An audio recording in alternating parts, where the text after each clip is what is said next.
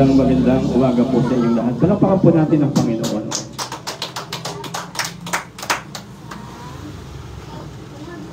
Praise the Lord. Magkamayan po muna tayo para masaya tayong lahat. Amen. Praise the Lord. Ayan. Purihin ang Panginoon. So ngayong umaga po ay pag-aaralan po natin ang banal na kasulatan ng ating Panginoon. Amen? So, meron po kayong mga Bible at alam niyo ho, ang Kristiyano po, ang pundasyon po niya o ang pamantayan niya sa buhay pong ito, walang iba kundi ang salita ng Panginoon. Kaya dapat ho, pagbulay-bulayin po natin ang salita ng Panginoon, gabi at araw. Amen? Amen? Parang malungkot ka. Amen? No? Kaya yung mga sabungero, pinagpapatay dahil maingay yan eh.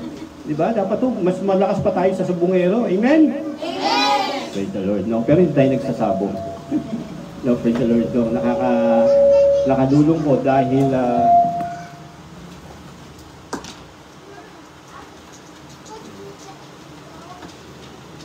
meron po tayong mga kababayan na dahil sa sugal, no, napahamak po sila. No, napakahalaga po na makita po natin sa umagang ito, ano ba yung magiging kalagayan ng isang bagong mananampalataya o mananampalataya sa ating Panginoon. Tatandaan po natin, ang sinasabi po ng Bible, tayo pong lahat ay nilipat na ng Diyos mula sa kadiliman tungo sa kaliwanagan. Kung dati-rati, ang buhay po natin ay napakadilim, maraming problema, maraming mga suliranin, maraming kapigatian, tatandaan po natin, nung tinanggap po natin si Jesus bilang Panginoon at sariling tagapagligtas ng ating buhay, nilipat na po tayo ng Diyos. Amen? Amen? Mula sa kadiliman, tungo sa kaliwanagan. Ibig sabihin po, yung buhay po natin dapat ngayon ay masaya. Dapat po ang buhay po natin, nalalasap natin yung kaligayahan, yung pagpapala ng Panginoon. No? Sabi ng John 10 verse 10, "The thief cometh not, but to steal, to kill, and destroy." Yan po ang diablo, yan po si Satanas. Siya po pumunta rito sa lupa para lamang magnakaw at pumatay. Biruin ninyo ho. Doon ho sa isang lugar sa probinsya, meron po isang dalagita, 19 na taong gulang lamang siya. Siya po yung nagising ng umaga. Pagkatapos so nakita niyo yung dalawang lalaki na kinukuha yung kanila pong kagamitan. At pagkatapos nagising po siya at ang nakalulungkot po, pinatay po siya ng dalawang tao pong ito. At ito po yung sinasabi po ng banal na kasulatan. Ang magnanakaw po ay pumatay. Ay pumunta rito para pumatay, magnakaw. Pinatay po yung batang babae ngayon. Amen? So ganyan po ang ginagawa ni Satanas, magnakaw at pumatay. Pero ang sabi ni Jesus, ako'y pumunta rito sa lupa para kayo bigyan ng buhay. Amen? Buhay na sagana. Amen? Palakpakan natin ang Panginoon. Saganang buhay, dapat po ito'y nalalasap natin. Dapat ho, yung buhay po natin ngayon ay hindi po panay problema. Hindi po dapat panay suliranin. Hindi po dapat panay kapigatian. Dapat po tayong lahat ay masaya. Amen? Nakikita natin yung pagpapala ng ating Panginoon. Pero bakit ganun? Kabaliktaran yata. Diba? Minsan ho, tayo nagsisimba, tayo po'y dumadalo sa mga gawain ng Panginoon. Pero bakit natin minsan nararanasan yung mga problema? Dahil po sa kasalanan. No, ang sabi po ng Isaiah 59 verse 1 to 2, ang sabi ng Panginoon, ang aking kamay ay hindi maiksi, ang aking tenga ay hindi bingi, upang hindi abutin ang inyong mga pangangailangan, upang hindi marinig ang inyong mga kahilingan. Pero, ang sabi ng Panginoon, dahil sa inyong mga kasalanan, kaya ang aking kamay ay nagiging maiksi, ang aking tenga ay nagiging bingi. Amen? Anong dahilan? Bakit hindi tumutugon ng Panginoon? Dahil sa kasalanan. Hindi po napapakinggan ng Diyos ang mga panalangin natin dahil po sa kasalanan. Yung kanyang tenga po ay nagiging bingi dahil sa kasalanan. Hindi niya tayo kayang abutin ng ating po mga pangangailangan, ibigay ang ating pangangailangan dahil po sa mga kasalanan. Bakit po? Sapagat marami pong mga tao, bagamat tumanggap sa Panginoon, ay nabubuhay pa sa kadiliman. Ngayong umaga, ang pag-aaralan po natin ay tungkol po sa bagong buhay. Amen? No, tingnan niyo po yung katabi niyo, dapat may bagong buhay na yan. No? Tingnan niyo po yung katabi ninyo, dapat nakangiti yan. No? Dati nakakibangot yan, dapat nakangiti ngayon yan. Bakit? Kasi may bago na tayong buhay. Amen? Amen? Parang mahina. Amen? Praise the Lord. Buksan po natin ang ating mga banal na kasulatan sa Ephesians chapter 4 verse 17. Dito ho sa Bible ko, may pamagat na po yan. Ang sabi po dito, ang bagong buhay kay Kristo.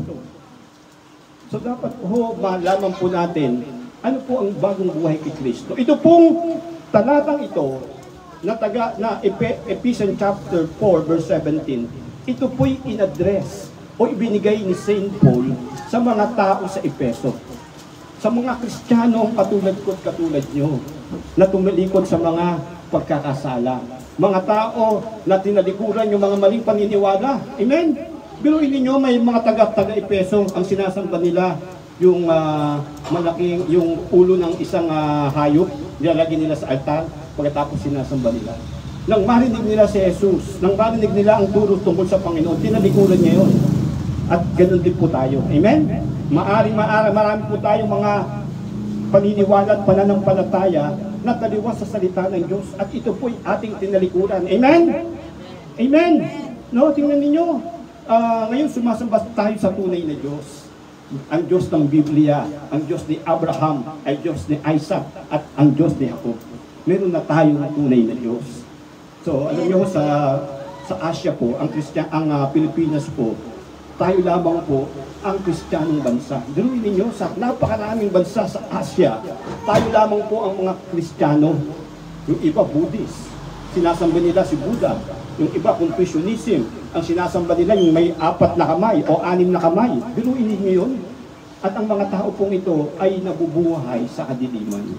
Pero tayo po, nang makilala po natin ang Panginoon, tayo po'y nabuhay na sa katotohanan at sa kaliwanagan. Amen? Palakpakan natin. At tingnan po natin, ano pa yung mga benepisyo natin? Unang-una po, tatandaan po natin, meron na tayong buhay na walang hanggan. No, kapag namatay po tayo, tumikit yung mga mata natin, pagdilat po natin, kapiling na po natin ang Panginoon. Amen? Amen? Sino gusto pumunta sa langit? Lahat po tayo, no? Gusto natin pumunta sa langit. Sa impyerno, gusto pumunta. Wala. Amen? Amen? Kaya pakinggan po natin yung panibagong buhay natin. Ito, basahin ko po sa inyo sa verse 11 ng Ephesians chapter 4, verse 17. Sa pangalan ng Panginoon, ito pong sinasabi ni Saint Paul sa mga taga-Ephesians. At ito rin po sinasabi ng Panginoon sa atin. Sabi rito, sa pangalan ng Panginoon, binabalaan ko kayo. Huwag na kayong mamuhay tulad ng mga hindi sumasampalataya. Walang kabuluhan ang kanilang iniisip at wala silang pangunawa dahil sa kanilang kamangmangan at katigasan ng ulo, wala silang bahagi sa buhay na kaloob ng Diyos. Sila'y naging alipin ng kahalayan at wala silang kahihiyan. Wala na silang inaatupag kundi pawang kalaswaan. Hindi ganyan ang natutunan ninyo tungkol kay Kristo. Napakinggan na ninyo ang aral ni Jesus at natutunan na ninyo ang katotohanan sa Kanya. Iwanan na ninyo ang dating pamumuhay. Hubarin na ninyo ang inyong dating pagkatao na nasisira dahil sa masamang pagdanasa. Magbago na kayo ng diwa at pag-iisip at ang dapat ninyong isuot ay ang bagong pagkatao na nilikhang kalarawan ng Diyos at nahahayag sa matuwid at banal na pamumuhay ayon sa katotohanan. Dahil dito, itakwil na natin ang pagsisinungaling. At tayong lahat ay magsabi na ng totoo sa isa't isa, sapagkat tayo'y bahagi ng isang katawan. Kung magagalit man kayo, iwasan na ninyo na kayo'y magkasala. Huwag ninyong hayaang lumubog ang araw, na galit pa rin kayo. Huwag ninyong bigyan ng pagkakataon ang dyablo. Ang magnanakaw ay huwag nang magnakaw. Sa halip, magtrabaho siya ng marangal para sa sariling ikabubuhay at makatulong sa mga nangangailangan. Huwag kayong gumamit ng masasamang salita, kundi iyong makapagpapalakas at angkop sa pagkakataon upang mapagdulot ng mabuti sa mga nakaririnig. At huwag ninyong saktan ang kalooban ng Espiritu Santo, sapagkat siya ay ang tatak ng Diyos sa inyong ang katibayan na kayo'y tutubusin pagdating ng takdang araw. Verse 31, alisin na ninyo ang lahat ng sama ng loob, uot, galit, huwag na kayong mamabubulyaw, manalalait at mananakit ng damdamin ng kapwa. Sa halip, maging mabait kayo at maawain. Magpatawad kayo sa lahat, sa isa't isa tulad ng pagpapatawad sa inyo ng Diyos dahil kay Kristo. Amen? Palakpakan po natin ang Panginoon. Tayong lahat ay umuko at pumikit.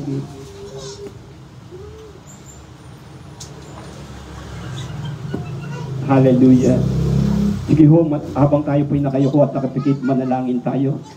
Ama namin Diyos na makapangyarihan sa lahat, Diyos na may lalang ng langit at lupa, Panginoon, sa pangalan ni Jesus, kami po'y lumalapit sa iyong harapan, Panginoon. Nakikita mo ang bawat isa na naririto.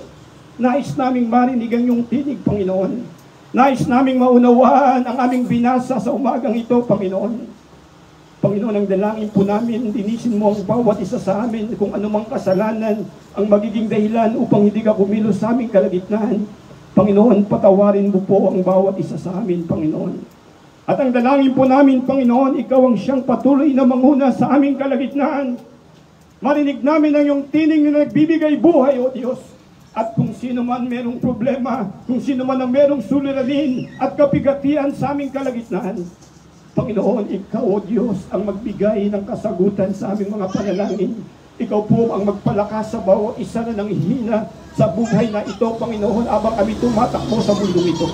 Panginoon, sa umagang ito, pinagkakatiwala po namin ang service na ito, ang gawain ito sa iyong mga kamay. Buksan mo po ang aming mga puso, ang aming mga isipan, Panginoon. Marinig namin ang tinig na nagmumula sa iyo. Salamat, Panginoon, sa pangalan ni Jesus. Ang lahat ay magsabi ng Amen and Amen. Palakpakan po natin ang ating Panginoon. Ito po yung sinasabi ni San Pablo sa mga taga-Epeso. Siya po'y nagbigay ng babala. Kaya nga po ang sabi niya sa verse 17,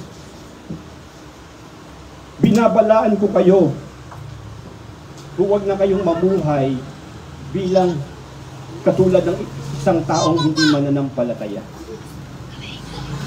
Ang sabi ni San Pablo, walang kabuluhan ang kanilang iniisip at wala silang pakiramdam.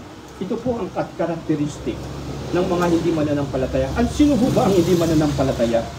Ang sinasabi po ni San Pablo, ito po yung mga tao na hindi po naniniwala sa mga pangaral ng ating Panginoong Hesus.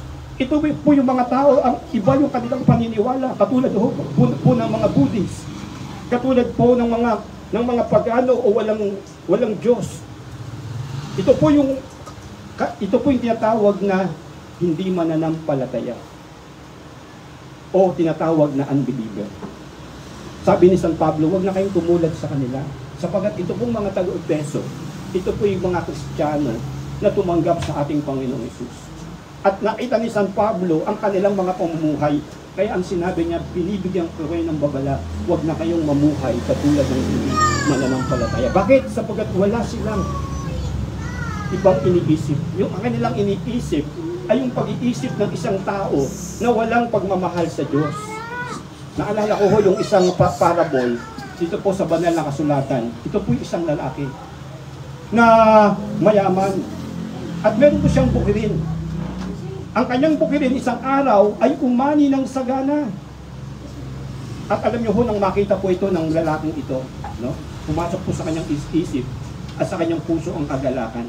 Ang sabi niyang gano'n, ano ang gagawin ko ngayon? Dahil po napakarami ng kanyang inani. No, gulat na gulat siya sa pagpapala na ibinigay sa kanya. Marami siyang inani. Kaya ang sabi niya, ano ang gagawin ko ngayon? Nag-isip siya. Ang sabi niya gano'n, alam ko na. Gigibain ko ang aking mga kamalig at magpapatayo pa ako ng mas malaking kamalig. At pagkatapos, doon ko ilalagay ang lahat ng aking inani, lahat ng aking kayamanan. At pagkatapos, ang sabi niya sa kanyang sarili, ang sasabihin ko sa aking sarili, marami ka nang ginawa sa mahabang panahon. No? Magpahinga ka na, kumain, uminom, at magpakasaya. Tingnan niyo ho yung taong ito. ang kanyang iniisip ay yung kanyang sarili lamang.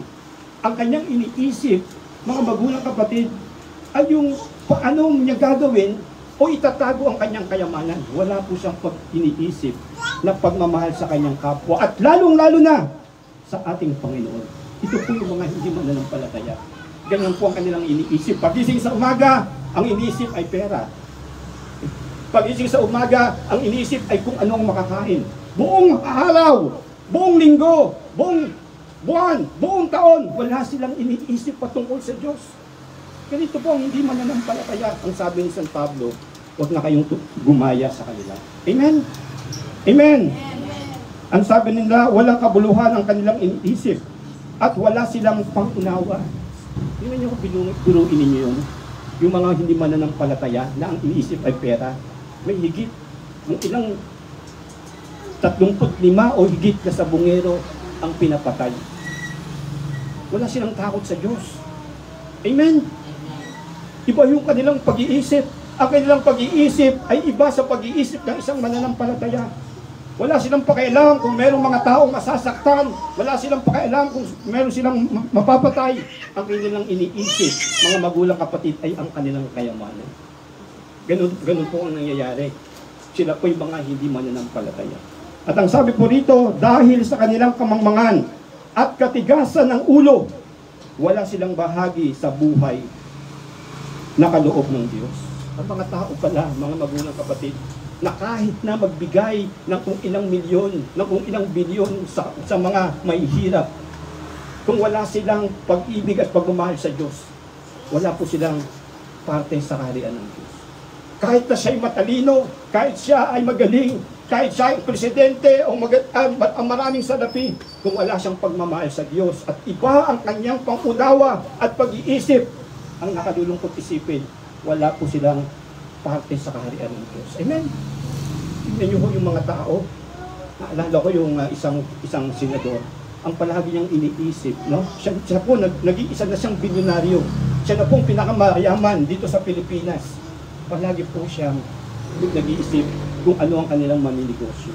At alam niyo kung makikita niyo, wala silang pag-iisip tungkol sa Diyos. Ang nakalulungkot, yung mga tao pong ito, napakasipag!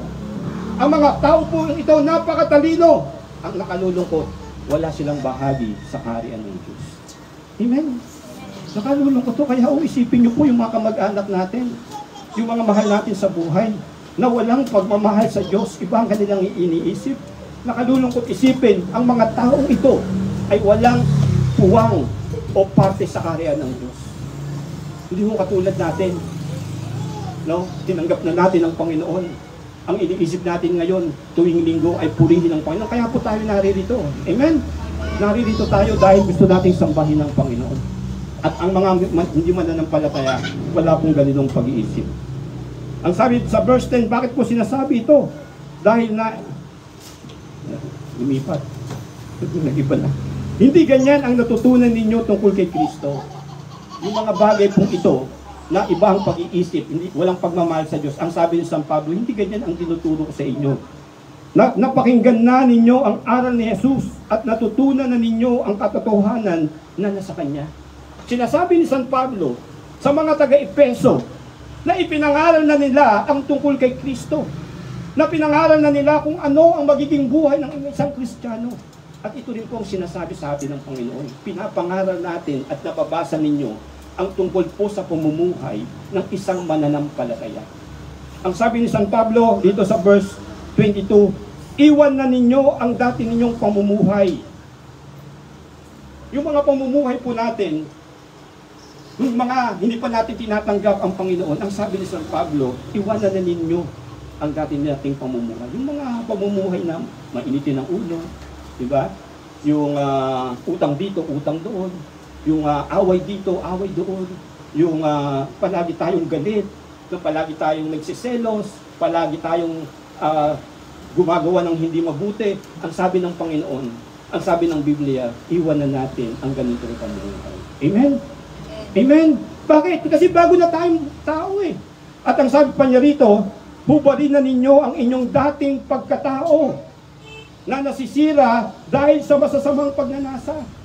Yung dati nating pagkatao, hubarin na daw natin. Yung makasalanan, yung magagalitin, yung mahilig mainggit sa kapwa, yung walang iniisip na maganda sa kapwa, yung palamura, yung palainom, palasugal, ang sabi ng Panginoon, ang sabi ng Biblia, hubarin na daw natin ang mga bagay na yun, ang dati nating pagkatao. Amen? Amen? Parang mahina, parang ayaw hubadin ha. Ha? Ayaw nating hubadin yung ganun pagkatao natin, yung magagalitin, di ba? Hindi kasi dapat, hindi na tayo ganun. Bakit? Kasi bago na tayong nilalang. Amen? Sabihin natin, bagong nilalang na ako. Kaya ang sabi rito ni Jesus, magbago na kayo ng diwa at pag-iisip. Dapat po ang iniisip natin ay hindi puro pera. Amen? Amen? Ang iniisip natin ay hindi palagi yung pagmamahal natin sa pamilya natin. Isipin din natin ang Panginoon. Isipin din natin yung gawain ng Panginoon. Isipin din natin yung mga bagay-bagay para sa Diyos. Hindi masamang mag-isip sa pamilya. Pero kung palaging iniisip ninyo, yung palaging kabutihan ng pamilya ninyo at hindi nyo na iniisip ang tungkol sa Diyos, mali po yun. Dapat po, mahalin po natin ng Diyos. Ang sabi po ng Bible, love the Lord your God with all your heart, with all your soul, and with all your might. Mahalin daw po natin ng Diyos ng buong puso, ng buong pag-iisip at ng buong kalakasan. Amen? Dapat mas mahal pa natin ang Diyos sa asawa natin. Amen? Parang mahina. Parang mamamatay pag wala yung asawa.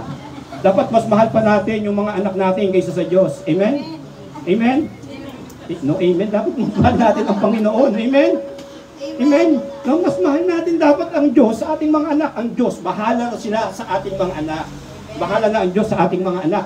Kayang bigyan ng magandang buhay ang ating mga anak. Minsan nag-iisip tayo sa ating mga anak. No? Simple, sino bang ayaw na maging maganda ang buhay ng ating mga anak? Pero tandaan natin, mas higit ang iniisip ng Diyos na mas maganda para sa ating mga anak. Amen? Kaya dapat po ibigay natin sa Panginoon yung mga bagay na yun. At ang sabi po rito,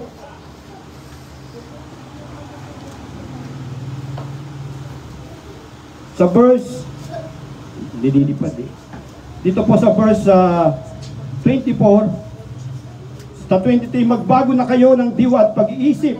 At ang sabi ni San Pablo, ang sabi ng Biblia, at ang dapat ninyong isuot ay ang bagong pagkatao na nilikhang kalarawan ng Diyos. Ano ang dapat natin isuot? Yung bagong pagkatao. Sabihin natin sa katabi natin, isuot mo. Parang sa Pastor ulit ha, isuot mo. Isuot mo ang bagong pagkatao na kalarawan ng Diyos. Yun dapat ang ating isuot. Ano yun? Ang sabing ganun, na nahayag na matuwid at banal na pamumuhay. Banal na pamumuhay at matuwid na pamumuhay. Ayon sa katotohanan. Natatandaan po natin, ito po'y parang damit. Para pong isang tao na meron siyang damit na gusot-gusot, na sira-sira, na napakadumi. Pantalo niya at damit niya, no, napakadumi, butas-butas. Pagkatapos, meron na ngayon nagbigay sa kanya ng bagong damit, no? Bagong damit, no? Michael Jordan, Michael Kors, o yung magandang damit, no? Ganun binibigay ng Diyos. Amen? Yung pantalon Levi's, maganda. Ngayon, ang sabi ng Panginoon, hubadin na daw natin yung luma nating mga pagkatao. At ang ipalit natin, ang ating ipalit yung bagong pagkatao na kawangis ng ating Panginoon. Amen? Kaso yung iba, ang sinasabi nga, sinusuot pa rin yung lumang pagkatao. Hindi na po dapat ganun. Amen? Amen? Dapat po ang isuot natin yung bagong pagkatao na kalarawan at kawangis ng ating Panginoon. Yung kabanalan. Ang sabi po ng Galatians 5:22, tingnan po natin yung mga bagay pong ginagawa ng isang tao na magiging dahilan para siya po'y mapunta sa, ito po yung mga bagay na ginagawa ng tao na wala pong tinatawag na kaligtasan. Sa verse 16. Ito, verse 19. No? Basahin ko po sa inyo, pakinggan na lang po natin. Hindi maikakaila ang mga gawa ng laman. Pakikiapid. Ayan. No? Kung meron kayong asawa at meron pa kayong isang asawa, yun po'y pakikiapid. No? Yan po yung gawa ng laman. Kahalayan at kalaswaan. pagsamba sa Diyos-Diyosan, pangkukulam, pagkapuot. Ayan, no? Kung meron po tayong galit sa kapwa natin, hindi ho sa Panginoon yan. No, dapat po alisin na po natin sa puso natin.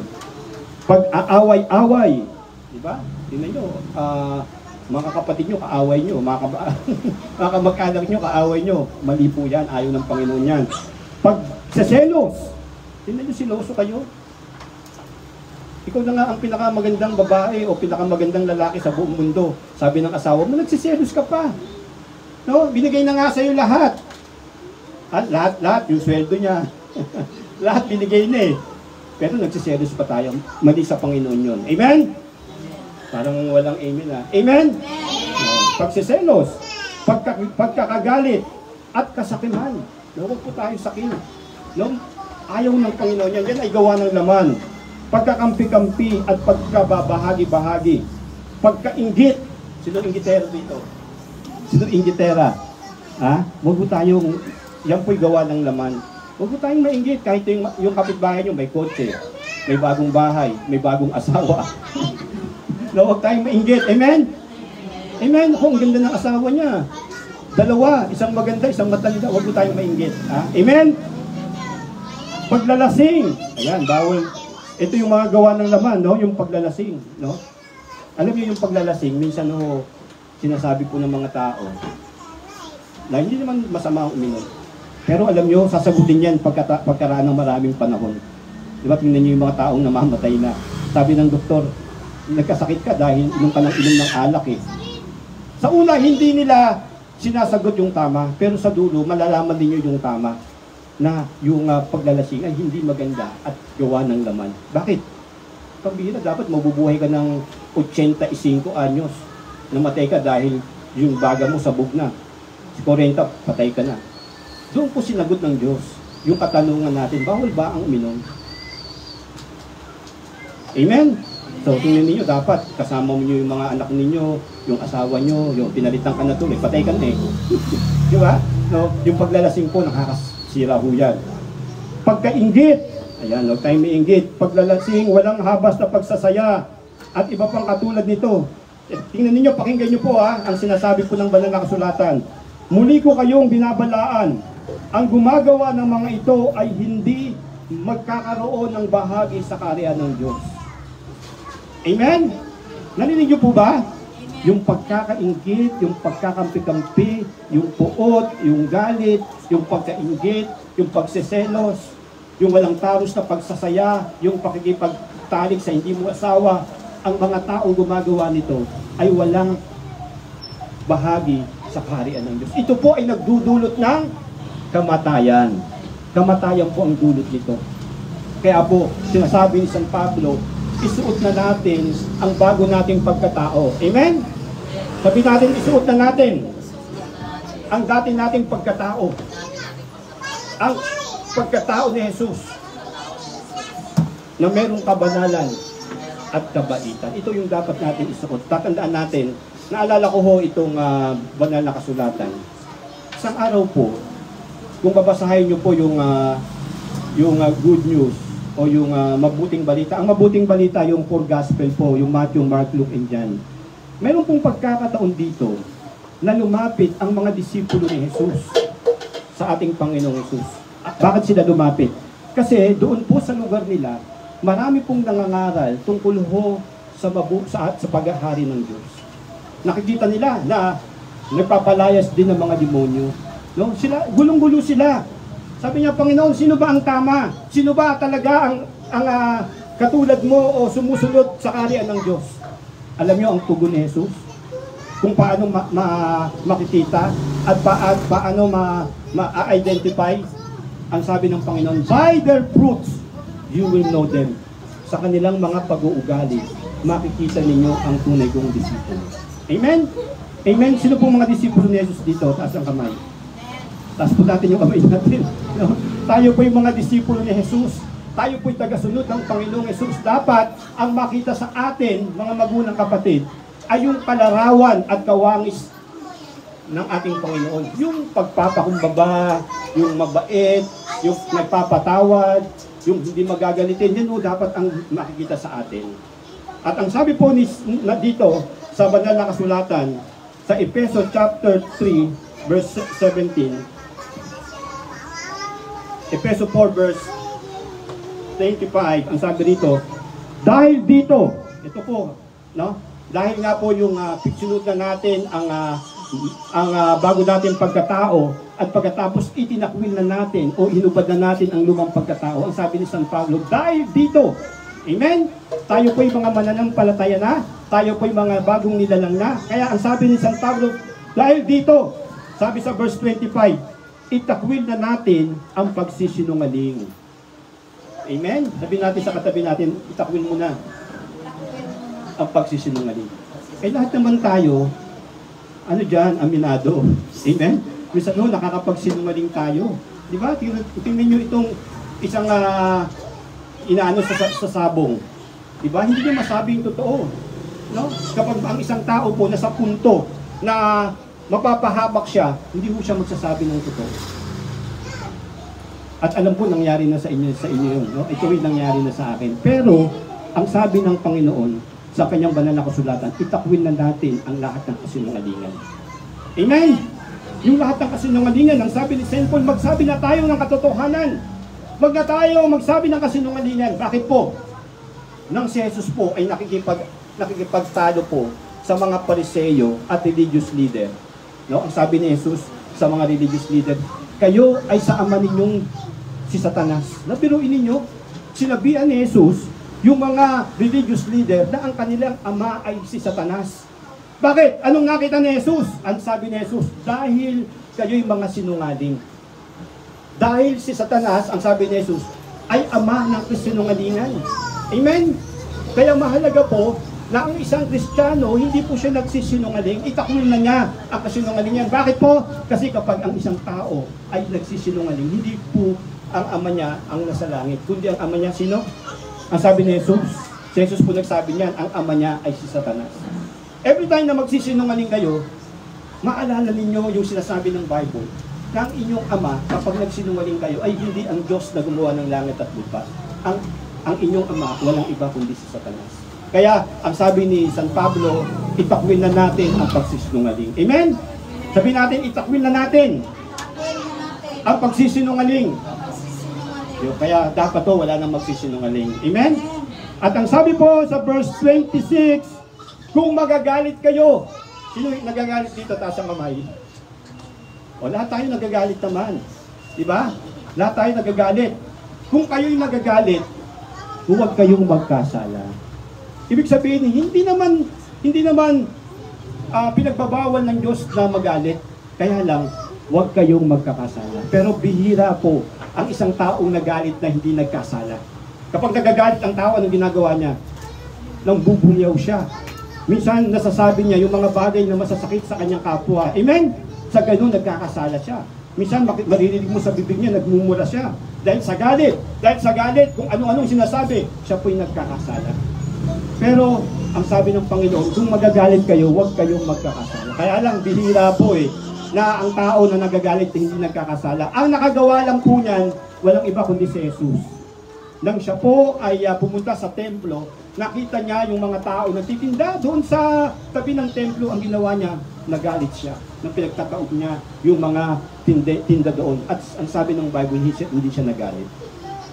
Pwede magalit, pero huwag kayong magkakasala. Kung ang anak ninyo, dumating ng gabi, no? Alas 12 ng gabi, babae, nagalit kayo, no? Huwag kayong magkakasala. Sabihin nyo, anak, saan ka na naman nagpunta? Sabi ko, huwag ka nang uuwi ng gabi. Ako'y nagagalit. Diba? Tama na, ganun lang. No, huwag mo nang sasabihin na, o ikaw, ganito, nagbula ka. Huwag na po. Huwag po tayong magagalit. At, huwag nang lulubugang araw ang inyong galit. Ibig sabihin, bago lumubog ang araw, dapat hindi na kayo galit. Amen? Amen! Palakpakan natin ang Panginoon. Ang sabi po ng verse 26, kung babasahin nyo dyan, huwag niyong bibigyan ng puwang ang dyablo. Bakit po kapag nagalit kayo, huwag niyong bibigyan ng puwang ang dyablo? Amen? No? Dahil pag nagalit kayo, talaga para kayong, aanin na kayo, luluko ba kayo ng dyablo, no? Minsan, mananaksa kayo. Ang galit po, yan po ang nadama ni Abel. Ni Cain. ni Cain kay Abel, yung galit. Yan din po yung nadama ng mga tao na pumatay sa galit.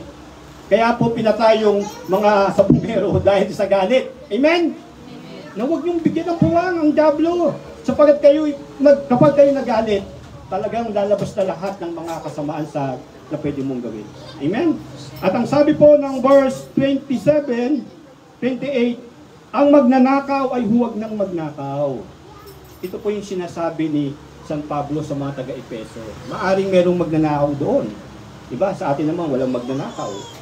Ito ay katuruan na sinasabi ni San Pablo sa mga taga-Efeso. Na ito rin ang sinasabi ng Diyos sa atin. Na yung mga magnanakaw, huwag nang magnakaw. Sa halip, maghanap siya ng trabaho. Ang sabi rito sa verse 28. Sa halip, magtrabaho siya ng marangal para sa sariling ikabubuhay at makatulong sa mga nangangailangan. No? Yung mga magnanakaw, huwag na magnakaw, magtrabaho ng marangal.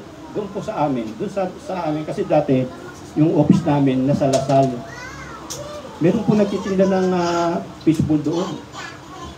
No? Marangal po yung ginagawa niya. No? At alam niyo yung anak niya, nasa Lasal Green Hills, no? Nasa UP. No? Hindi nag-aaral, nagtitinda rin ng fishbowl. No? Nagtitinda sila ng fishbowl. Pero marangal ang kanilang pamumuhay. Amen? Amen! So, pinakpakan natin ang Panginoon. No? Kahit tayo maghirap, no? Kahit na po tayo gano'n ang ating trabaho, tatandaan ninyo, pagpapalain tayo ng Panginoon. No? Pagpapalain tayo ng Panginoon. At ang sabi rito, huwag kayong gumamit ng masasamang salita, kundi iyong nagpapalakas at angkop sa mga pagkakataon upang magpagdulot ng mabuti sa makakarinig. Ang pang-apat na sinasabi ni San Pablo dito, huwag tayong gumamit ng masasakit na salita. Amen? Yung masasakit na salita, nung mayroong mga kasakit na kapwa, masasaktan na kapwa, minsan doon kasi kapag mayroong lalapit sa atin, manghihingi ng pera, mangutang ng pera, sasabihin natin, visit ka. Okay, marinig natin yun. Masakit talaga yun, visit ka. Hindi nangungutang ka, hindi ka nagbabayad. Huwag na tayong magsabi. Alam naman natin kaya nangungutang yan, walang pera. Kapag nangungutang yan, hindi naman pwedeng mangutang yan na maraming pera yan. Nagigipit lang yung tao. Huwag tayong magsasalita ng hindi maganda sa kanila. Amen?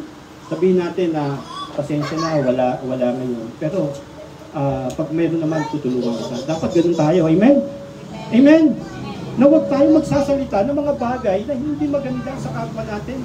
Kung minsan, di ba, meron tayong kaibigan na may problema, no? Sasabihin natin, o sige, magpakamatay ka na. Pagkatapos may mababalitaan mo, nagpakamatay nga. Huwag tayong magsasalita ng mga salita na hindi maganda. Dapat nagsasalita tayo ng mga salita yung nakaka-edify o nakapagpalakas sa tao. Kunwari, yung tao, lumapit sa'yo, umiiyak. Sabi, may isang problema sa asawa niya, may babae. Na huwag mo sasabihin na gumanti ka. Kundi sabihin natin yung bagay na napaganda. Nawain mo sila, kausapin mo, yung gano'n. Hindi magpapalakas na siya makikipag-away sa kanyang asawa. Dapat nakaka-edify. Sabihin mo na lang, nangyari yan dahil may gustong itulong sa iyo ang Panginoon. Amen? Hindi yung salita na lalo pang masasaktan yung tao. Dapat to yung salita na nakakabuti. Amen? Ganito po yung mga Kristiyano dapat. Amen? Amen? Amen? Palapakan natin ang Panginoon. At ang sabi dito, ang pinakahuli, huwag ninyong saktan ang kalooban ng Espiritu Santo, sapagkat siya ang tatak ng Diyos sa inyo at katibayan na kayo'y tutubusin pagdating ng takdang araw. Ang banal na Espiritu na sasaktan yan kapag gumagawa tayo ng kasalanan.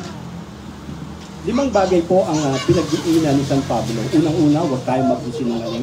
Kung magagalit man tayo, huwag tayong magkakasala. Ang pangatlo,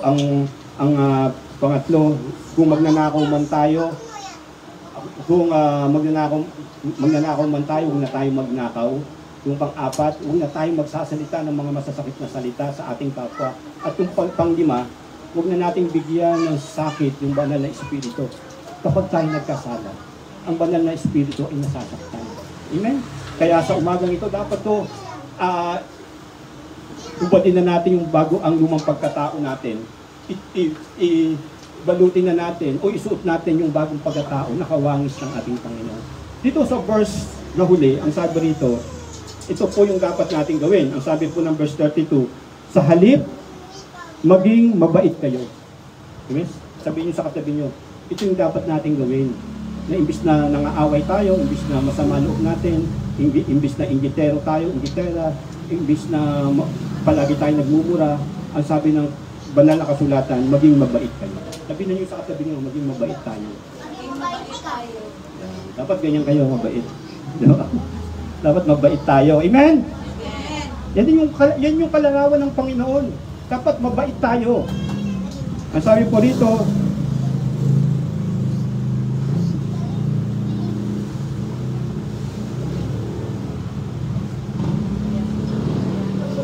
alisin na ninyo ang lahat ng sama ng loob, yung mga salama ng loob natin. Kung may sama tayo ng loob sa mga magulang natin, sa mga kapatid natin, sa mga kamag-anak natin, sa mga kapitbahay natin, o sino mang Poncio Pilato na meron tayong sama ng loob, ang sabing ganun, alisin na natin. Amen? Yung mga sama ng loob, yung galit, alisin na natin yan. At ang sabi po rito, puot at galit. No? Alisin na natin yung galit, yung puot sa ating mga puso. No? Magkaroon tayo ng reconciliation. Magbati na tayo kung ang asawa nyo galit kayo kasi hindi kayo binibigyan ng sweldo. Pag may sweldo, palagi na lang binibigay kung kani-kanino, inom dito, inom doon. Bigay sa kamag-anak. No? Kapag ganun po, ang sabi po ng Biblia, huwag na tayong magalit. No? Mag-reconcile na tayo mag-asawa. Amen? Kung kayong mga anak ninyo, galit kayo sa anak ninyo, galit kayo sa kapatid ninyo, huwag na tayong magalit. Ang isang tunay na mananampalataya, hindi nakikita sa kanya ang galit at upot. Ang nakikita sa kanya ay ang bagong pagkatao, kalarawan ng Panginoon. At ang sabi ng ganito, huwag na kayong mambubulyaw. Sino nang bubulyaw dito? Pag nakita mo yung anak mo, hindi nag-aaral, bubulyawan mo, mag-aral ka! Ang bihira. Pag nakita mo yung asawa mo, gabi na umuwi, gabi ka na naman, bulyaw ka dito, bulyaw doon. Ang sabi ng Panginoon, ano sabi? Sabay-sabay tayo, huwag ka nang magbubulyaw. 1, 2, 3. Huwag ka nang magbubulyaw.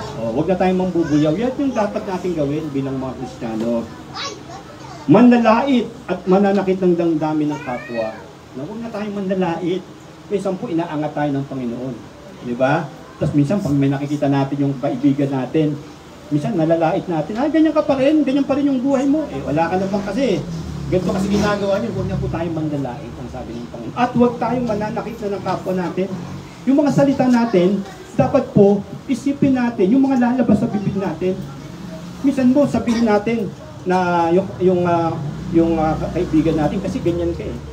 No, minsan nakakasakit tayo ng damdamin ng tao. No, kapag meron tayong may nangutang sa atin, utang ka ng utang eh. No, nakakasakit tayo ng damdamin. Minsan nga, hindi tayo nagsasalita, pero yung mga gawin natin. Why, naglilinis kayo dyan sa kalsada. No, may mga dumi-dumi dyan. Yung kapitbahay nyo, may aso. No, minsan nagdadabog ka. Diba, kapag nakikita ng kapitbahay yun, nasasaktan yun. Amen? Minsan sisigaw ka pa, sino naman ba dito na gano'n na aso ng daan? Marinig na ng kapitbahay mo yun, nasasaktan yun. Dapat po iwasan natin yan. Amen? Amen? Yung makasakit ng kapwa ng tao. No, yung isipin po natin, huwag tayong magsasalita o gagawa ng akto na makakasakit tayo ng kapwa. Yun ang sabi ng banal na kasulatan. Iwasan po natin yun. Amen? Nung madumi yung kalsada natin, hindi mag-ganon na lang kayo. No? Isipin nyo yung ginagawa ninyo, ginagawa nyo sa Panginoon. Amen? Yung kapitbahay ninyo, ang gulo-gulo, pwede nyo naman kausapin ng malumanay. Pwede ba yung dumi ng aso, huwag mo nang ano yan. Ganun lang. Amen? Huwag tayong mananakit ng kapwa-tao natin. Yun yung sinasabi ng Panginoon, no? At ang sabi pa rito, magpatawad kayo sa isa't isa tulad ng pagpapatawad sa inyo ng Diyos dahil kay Kristo. Yung napakahalaga ho, yung pagpapatawad. Pag meron po tayong taong nagkasala sa atin, sino man to, asawa man natin, kamag-anak man natin, anak natin, kapitbahay man natin, ang sabi ng banal na kasulatan, magpatawad tayo. Amen? Amen? Ang sabi nga ni Jesus, ang sabi ng Bible, katulad ni Jesus na nagpatawad. Biruin ninyo, tayo makasalanan tayo eh. Pero pinatawad tayo ng Panginoon. At alam nyo, yung pagpapatawad ni Jesus, ang resulta niyan, magandang buhay. Ang resulta ng pagpapatawad ni Jesus, meron tayong buhay na walang hanggan. Pero alam nyo, Bakit po ganito ang isang sitwasyon ng isang Kristiyano? Minsan, simba siya ng simba. Pagkatapos, ganun pa rin ang kanyang pamumuhay. Hindi siya umaangat, walang pagpapala. Kasi ang sabi po nga ng Isaiah 59 verse 1 to 2, ang aking tenga ay hindi bingi. Ang aking kamay ay hindi maiksi. Bakit hindi naabot ng Diyos ang ating mga pangangailangan? Dahil sa ating pagkakasao. Subukan ninyo.